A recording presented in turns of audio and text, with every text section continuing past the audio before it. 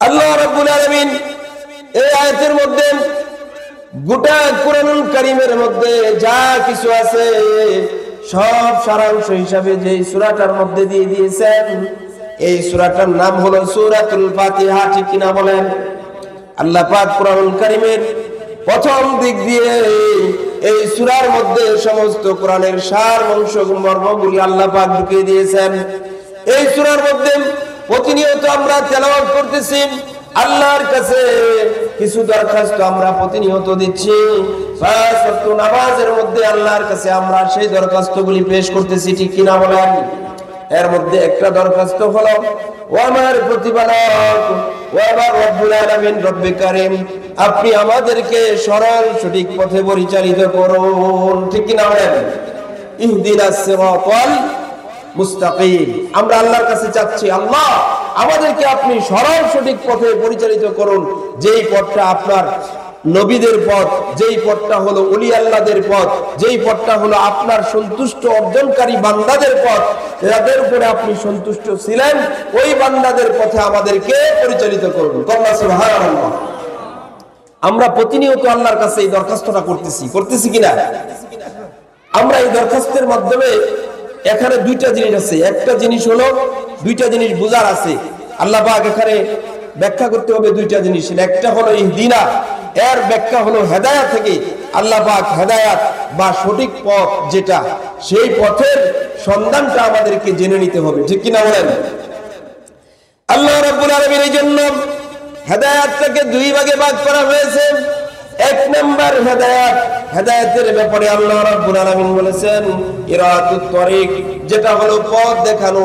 যেমন একটা মানুষ, মনে করেন আমরা তো সবাই দুনিয়াতে আসছি, ছিলাম জান্নাতে, ঠিক কিনা বলেন? মনোযোগ দিয়ে শুনেন, ছিলাম কোথায়? জান্নাতে। আসছি দুনিয়াতে, আবার একটা সময় আমরা আশা রাখি চলে যাব জান্নাতে, ঠিক কিনা বলেন? জান্নাতে যাওয়ার রাস্তাটার নাম হলো সিরাতাল, একটু আওয়াজ দিবেন, সিরাতাল মুস্তাকিম। এই পথটার সন্ধানে আমরা পেতে চাই, ঠিক কিনা বলেন? এই জন্য ভাইরা আমার, হেদায়াতের দুইটা প্রকার আছে। একটা প্রকার হলো, এক ব্যক্তি যদি আপনার কাছে রাস্তা দেখানোর জন্য আরজ করে, আপনার কাছে রাস্তার সম্পর্কে জানতে চাই।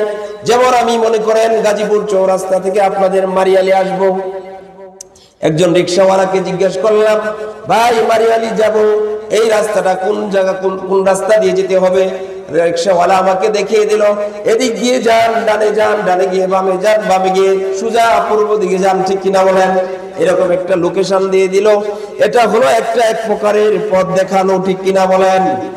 একটা হেদায়াত হলো এইরকম পথ দেখানো, ইরাতুত তরিক। এই পথ দেখানোর নামটা হলো ইরাতুত তরিক। আরেকটা নাম হলো ইউসালি ইলা তরিক মাতলুব। এখানে হলো আরেকটা বিষয় হলো, আরেকটা রাস্তা দেখানো হলো এরকম, আপনি মনে করেন মেডিকেলে যাবেন, গাজীপুর সদর হাসপাতালে যাবেন, যাওয়ার জন্য একজন লোককে জিজ্ঞাসা করলেন, ভাই আমাকে সদরের রাস্তাটা একটু দেখিয়ে দাও, ঠিক কিনা বলেন? একটু মনোযোগ দিয়ে শুনবেন, আমাকে সদরের রাস্তাটা একটু দেখিয়ে দাও। বলার পরে লোকটা বলতেছে, আপনি আমার সাথে আরোহণ করেন, আমার সাথে গাড়িতে উঠেন।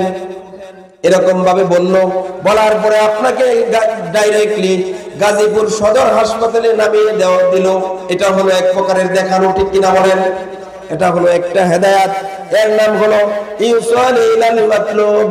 যেমন হলো গন্তব্যস্থানে পৌঁছে দেওয়া, ঠিক কিনা বলেন? গন্তব্যস্থানে পৌঁছে দেওয়া, এটা হলো আরেক প্রকারের রাস্তা দেখানো। হেদায়াতের ব্যাপারে আল্লাহ তাআলা দুনিয়ার মধ্যে তার প্রথম প্রমাণটি হলো, মানুষ যেমন একটা রাস্তা দেখার জন্য জানতে চাই, এটা হলো এক প্রকারের পথ দেখানো, সে লোকেশন দিয়ে দিল। আরেক প্রকারের রাস্তা দেখানো হলো হেদায়েত, হলো এই মানুষটাকে ধরে সেই গন্তব্যস্থলে ওই মানুষকে পৌঁছে দিল, ঠিক কিনা বলেন? একটা রাস্তা দেখানো গেল। সুতরাং দ্বিতীয়টা এরকম হলো, যে ব্যক্তি জানতে চাইলো, জানার পরে এই মানুষটাকে সাথে সাথে তার গন্তব্যস্থলে পৌঁছে দিয়ে মানুষটাকে দেখিয়ে দিল যে এটা হলো তোমার সেই স্থান, ঠিক কিনা বলেন? তাহলে হেদায়েতের দুইটা প্রকার আমরা জানতে পারলাম। প্রিয় ভাইরা আমার, আল্লাহ রাব্বুল আলামিন তার পক্ষ থেকে যুগে যুগে যত নবী এবং রাসূল দুনিয়াতে পাঠিয়েছেন, প্রত্যেকটা নবী রাসূলের কাজ ছিল মানুষদেরকে এই রাস্তাটা দেখানো, ঠিক কিনা বলেন?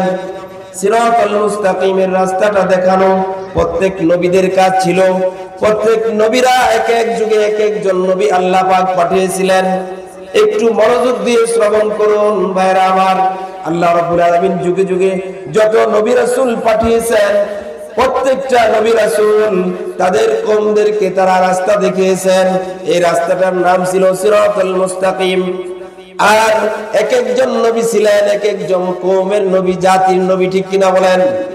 যেমন হযরত মূসা নবী ছিলেন বনি ইসরাইলের নবী, আর ঈসা আলাইহিস সালাম ছিলেন বনি ইসরাইলের নবী।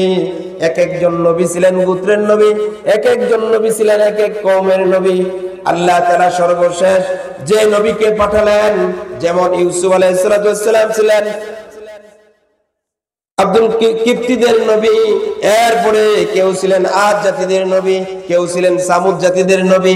এইভাবে যুগে যুগে আল্লাহ তাআলা প্রত্যেক যুগে যুগে জাতির জন্য এক একজন হেদায়েতকারী পাঠিয়েছিলেন। সুবহানাল্লাহ। এক একজন হেদায়েতকারী পাঠিয়েছিলেন। তাদের কাজ ছিল সিরাতাল মুস্তাকিম, সরল সঠিক পথ, যে রাস্তা আল্লাহকে পাবে, জান্নাতে যাবে বান্দা। দুনিয়া থেকে, জান্নাত থেকে বান্দা দুনিয়াতে আল্লাহ পাক পাঠিয়েছেন। এই বান্দাগুলি কিভাবে আবার জান্নাতে যাবে সেই রাস্তাটা দেখানোই ছিল তাদের কাজ। জোরে জোরে বলি সুবহানাল্লাহ। ভাইরা আমার, আল্লাহ পাক যত নবী রাসূল পাঠিয়েছেন, কোন নবী রাসূলকে পরিপূর্ণ দিয়ে পাঠান নাই, সর্বশ্রেষ্ঠ দায়িত্ব দিয়ে পাঠান নাই। আমার নবী হলেন সর্বশ্রেষ্ঠ নবী, নবীদের সম্রাট, শেষ নবী, আখিরি নবী, নবীদের সর্দার, নবী দুজাহা, নবী মুহাম্মদুর রাসূলুল্লাহ সাল্লাল্লাহু আলাইহি ওয়াসাল্লামকে আল্লাহ তাআলা সর্বশেষ দুনিয়াতে গোটা মানবের জন্য, গোটা দুনিয়ার জন্য, দুনিয়াবাসীর জন্য আল্লাহ তাআলা হেদায়েতকারী হিসেবে দুনিয়াতে পাঠিয়েছেন। বলি সুবহানাল্লাহ। আল্লাহ পাক আমার নবীকে পাঠিয়েছেন। যেমন আমার নবী, বলতে পারেন আমার নবী কি শুধুমাত্র নবীদের নবী না, গোটা মাখলুক যারা আছে আল্লাহ পাকের সৃষ্টিকুলের মধ্যে সব মাখলুকের নবী। আবার বললেন কাদের নবী? সব মাখলুকের নবী। যতগুলি আলম আছে, জগৎ আছে, আমার নবী হলেন প্রত্যেকটা জগৎ সমূহের নবী। জোরে জোরে বলি সুবহানাল্লাহ। ভাইরা আমার, আমার নবী হলেন গোটা আলমের নবী। এমন কি শুধু তাই নয়, আমার নবী হলেন হযরতে জিবরাইলের নবী, হযরতে মিকাইলের নবী, হযরতে আজরাইলের নবী, এমন কি হযরতে ইসরাফিল আলাইহিস সালাতু ওয়াস সালামের নবী। জোরে জোরে বলি সুবহানাল্লাহ। এর প্রমাণ যদি নিতে চান, এর প্রমাণ বেশি কিছু লাগবে না। জিবরাইল আমিনের নবী যে আমার নবী, এর প্রমাণ একটা হাদিস ওই যথেষ্ট। জোরে জোরে বলি সুবহানাল্লাহ। খারাপ লাগতেছে? আলোচনা চলবে?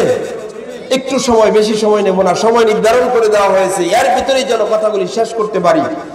আল্লাহ রাব্বুল আলামিন এই জন্য আমার নবীকে প্রত্যেকটা নবীর নবী এবং ফেরেশতাদের নবী করে আল্লাহ পাক দুনিয়াতে পাঠিয়েছেন। দায়িত্ব হলো একটাই, গোটা মাখলুককে, গোটা মানব জাতিটাকে আমার নবীজি রাস্তা দেখাবেন, হেদায়েতের রাস্তা দেখাবেন, আর সিরাতাল মুস্তাকিমের রাস্তা দেখাবেন। এই রাস্তাটার দায়িত্ব দিয়ে আল্লাহ তাআলা আমার নবীকে দুনিয়াতে পাঠিয়েছেন। সুবহানাল্লাহ। আমার নবী জিবরাইলের নবী কেমন নবী? জিবরাইলের নবী, এই ব্যাপারে একটা হাদিসে যথেষ্ট। ভাইরা আমার, হাদিসটার নাম হলো হাদিসে জিবরিল। কিতাবের মধ্যে এই হাদিসটার নাম দেওয়া হয়েছে হাদিসে জিবরিল। তার মানে হলো হযরতে নবী করিম সাল্লাল্লাহু আলাইহি ওয়াসাল্লাম এক মজলিসের মধ্যে বসা অবস্থায় ছিলেন। বসা অবস্থায় থাকার পরে দেখা যায় আমার নবীজি বসা অবস্থায় থাকার পরে আমার নবীজি সাহাবায়ে কেরামকে বললেন, ও আমার সাহাবীরা, আজকে তোমাদেরকে সুযোগ দেওয়া হলো, সুবর্ণ সুযোগ। তোমরা যা ইচ্ছা তোমাদের মনে বাসনা আছে, তোমরা আজকে আমাকে প্রশ্ন করতে পারো। কন্যা সুবহানাল্লাহ। কি করতে পারো? প্রশ্ন করতে পারো। তোমাদের যা ইচ্ছা আছে মনে, আজকে তোমাদেরকে ওপেন প্রশ্ন করার জন্য আমি রাসূল তোমাদেরকে আহ্বান করলাম। কন্যা সুবহানাল্লাহ। এই কথা আমার নবীজি বলার পরে সাহাবায়ে কেরাম সাহস পাচ্ছেন না, অবাক হয়ে গেলেন। এক একজন এক এক ধরনের সন্তপ্ত হয়ে গেলেন, ভয় পাইলেন। রাসূলের সামনে কিভাবে প্রশ্ন করব? সবাই যখন এরকম অনীহা প্রকাশ করলেন, প্রতিমধ্যে কিছুক্ষণের মধ্যে আগত একজন ব্যক্তি চলে আসলেন।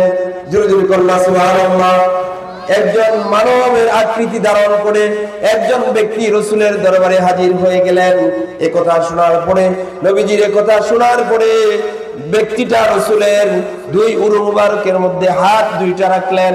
রাখার পরে নবীজির নিকটে মাথাটাকে নত করে দিলেন আর নবীজির কাছে চারটা প্রশ্ন করলেন।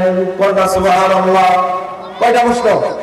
চারটা প্রশ্ন। শুনবেন ভাইরা আমার, এই আগত ব্যক্তিটা নবীজির কাছে আসার পরে প্রশ্ন করলেন। এক নাম্বার ওয়ান প্রশ্ন করলেন, ক্বালা মাল ইসলাম ইয়া রাসূলুল্লাহ ইয়া হাবিবাল্লাহ, ইসলাম কি আমি একটু জানতে চাই।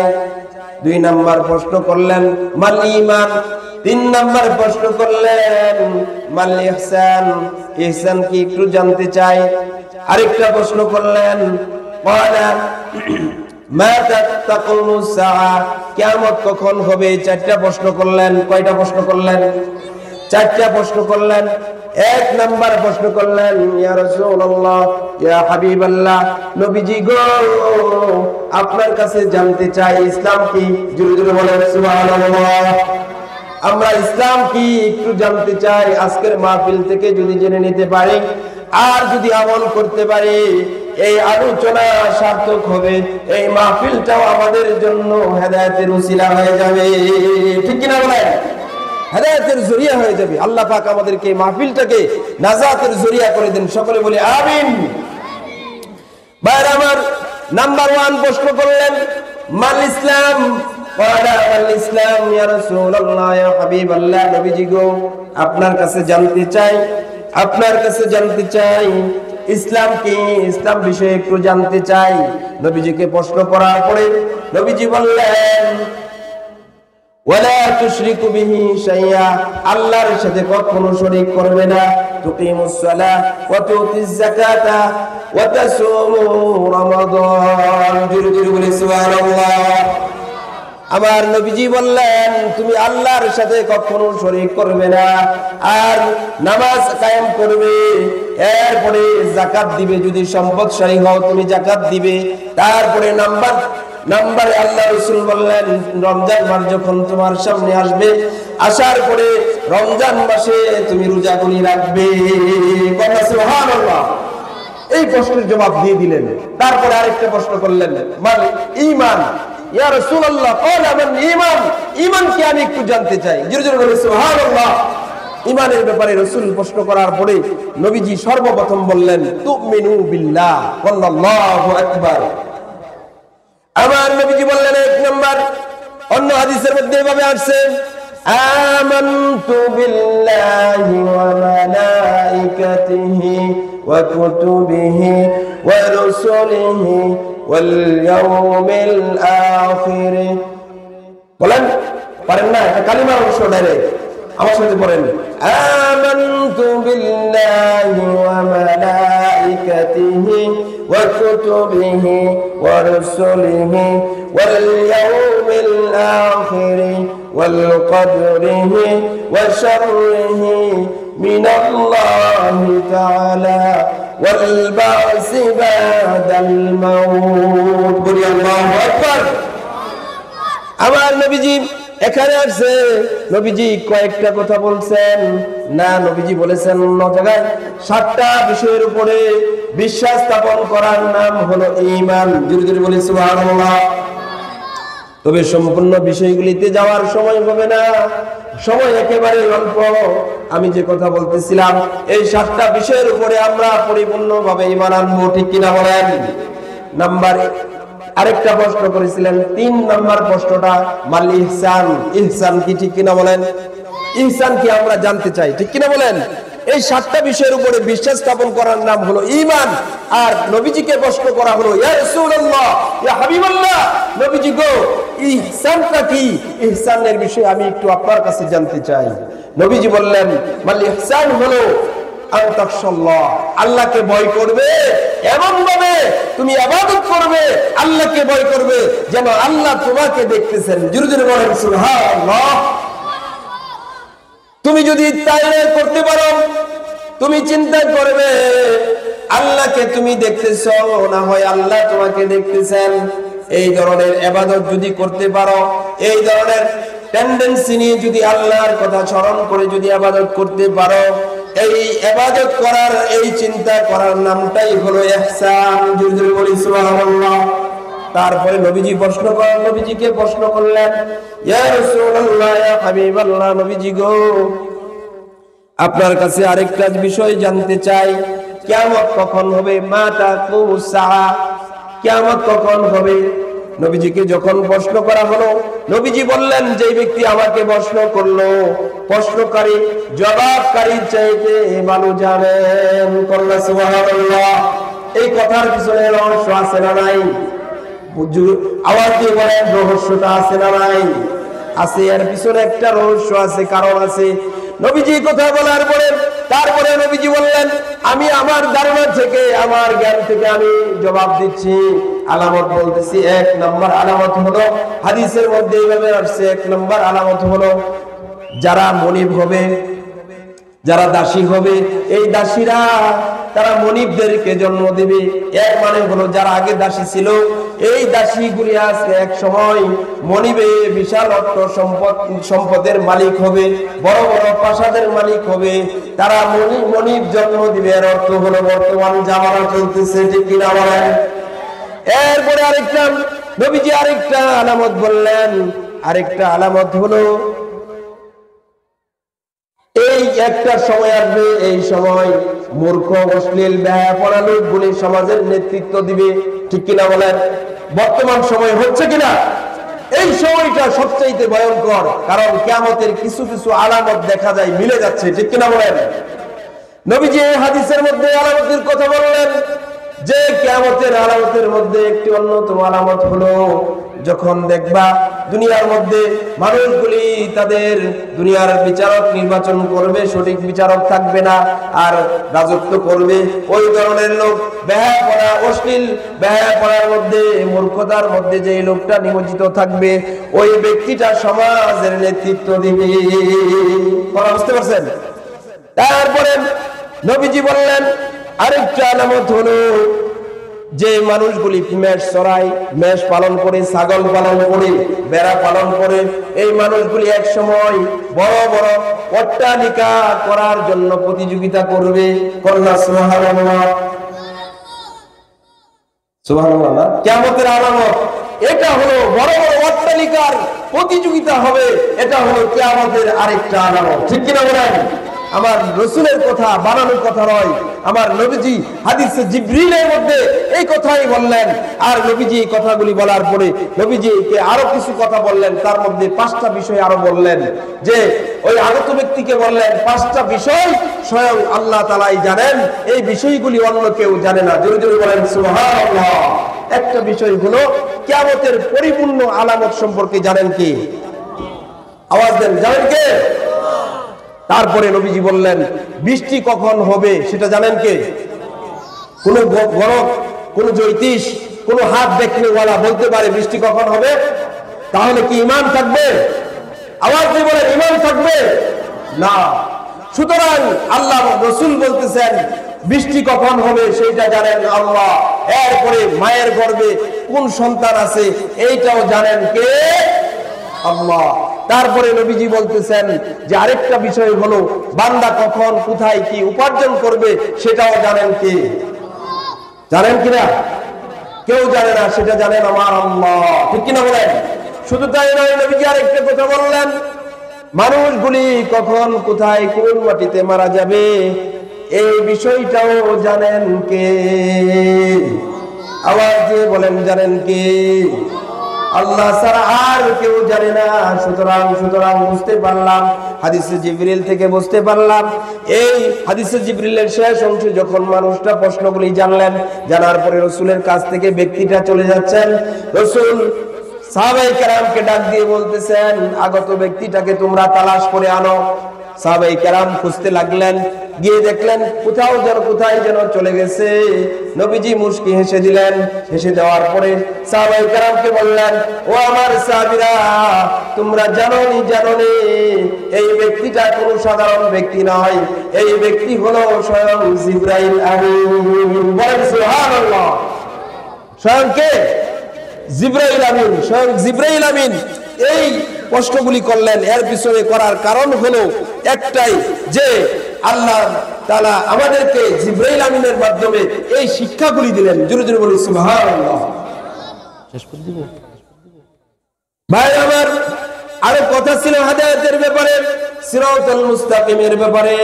তবে এতটুকু বলবো, এই হাদিস থেকে প্রমাণ হলো আমার নবী হলেন জিবরাইলের নবী, ঠিক কিনা বলেন? তবে আমি এতটুকু বলবো, আল্লাহ তাআলা যত নবী রাসূল পাঠিয়েছেন সব নবীদের কাজ ছিল আল্লাহ রাসূল থেকে আদম থেকে শুরু করে আমার নবী পর্যন্ত প্রত্যেক নবীর কাজ ছিল সিরাতাল মুস্তাকিমের পথ দেখানো। সুবহানাল্লাহ।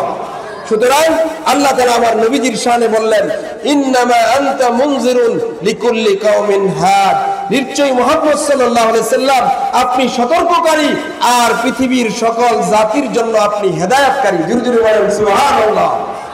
অন্য আয়াতের মধ্যে আল্লাহ তাআলা বললেন, কুল ইয়া আইয়ুহান নাস ইন্নী রাসূলুল্লাহি ইলাইকুম জামিআ। জোরে জোরে বলি আল্লাহু আকবার। আল্লাহ তাআলা এখানে বললেন, হে নবী, আপনাকে আমি আল্লাহ তাআলা আপনাকে সকল গোটা মানব জাতির জন্য, সকলের জন্য আমি আপনাকে রাসূল হিসাবে পাঠিয়েছি। জোরে জোরে বলি সুবহানাল্লাহ। তাহলে বুঝতে পারলাম আমার নবী হলেন গোটা মাখলুকের জন্য নবী, কুল কায়নাতের জন্য হেদায়েতকারী, ঠিক কিনা বলেন? হেদায়েত হিসাবে আল্লাহ পাক নবী রাসূলকে দিয়েছিলেন, তারা চলে গেছেন। তারপরে এখন হেদায়েতের জন্য নবী চলে গেছেন, কিন্তু নবী গেলেও হেদায়েতের যে জিনিসটা সেটা নিয়ে যান নাই। সুবহানাল্লাহ। নবীজি বলে গিয়েছেন, আমার রাসূলের হাদিস, তারাকতু ফীকুম আমরাইন লান তাদিল্লু মা তামাসসাকতুম বিহিমা কিতাবাল্লাহি ওয়া সুন্নাত রাসূলি। জোরে জোরে বলি সুবহানাল্লাহ। আমার নবীজি বললেন, আমি চলে যাচ্ছি, কিন্তু তোমাদের মাঝে দুইটা জিনিস রেখে গেলাম। একটা জিনিস হলো আমি রাসূলের সুন্নাহ, আল্লাহ তাআলার দেওয়া কিতাবুল কোরআনুল কারীম। আরেকটা হলো আমি নবীজির সুন্নাহ। জোরে জোরে বলি সুবহানাল্লাহ। মানুষ যতদিন পর্যন্ত দুইটা জিনিসকে আঁকড়ে ধরবে, এই দুইটা জিনিস থেকে মানুষ হেদায়েত গ্রহণ করবে। বলি সুবহানাল্লাহ।